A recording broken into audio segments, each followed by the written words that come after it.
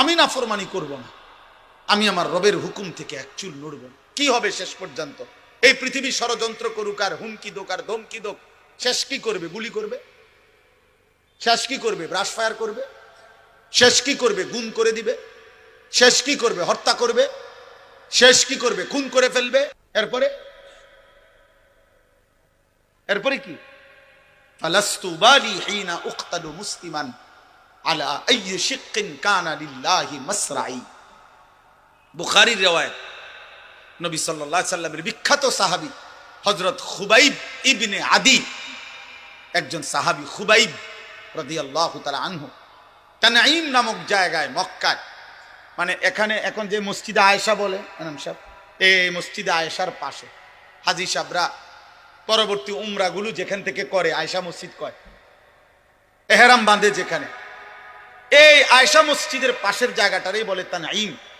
এই জায়গায় নবীজির এই সাহাবীকে ফাঁসিতে ঝুলানো হয়েছিল।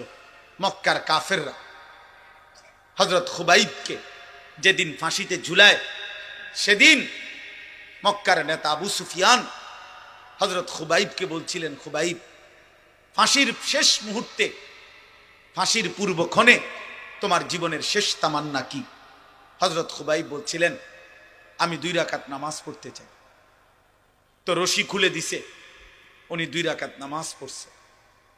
2 রাকাত নামাজ পড়ে চোখের এক ফোঁটা পানি ফেলে 2 হাত তুলে আল্লাহকে বলছে, আল্লাহ, আজ আমার জিন্দেগীর শেষ সেজদা।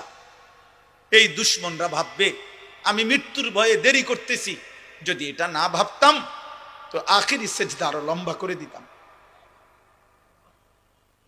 আরো লম্বা করে দিতাম মাওলা। বাকি ওরা বলবে আমি মৃত্যুর ভয়ে দেরি করতেছি, এই জন্য ছোট করে ফেললাম। আল্লাহ, আমার আপনার কাছে আবদার, ওরা আমারে এখন ফাঁসিতে ঝুলাবে। আমার এই ফাঁসিতে ঝুলানোর এই দৃশ্য মক্কায়, নবীজি তখন মদিনায় হিজরত করে চলে গেছেন।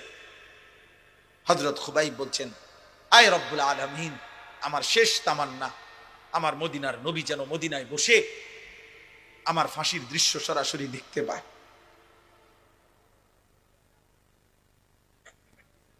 তো মক্কার কুরাইশ আবু সুফিয়ান তখন বলছিল, খুবাইব, তোকে এখন আমরা হত্যা করে ছাগলের চামড়া যেভাবে ছিলে ফেলে, আমরা তোকে এইভাবে চামড়া খুলে ফেলবো, ছিলে ফেলবো।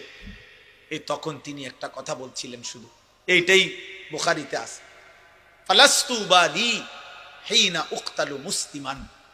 আবু সুফিয়ান শোনো, আমি যখন আল্লাহর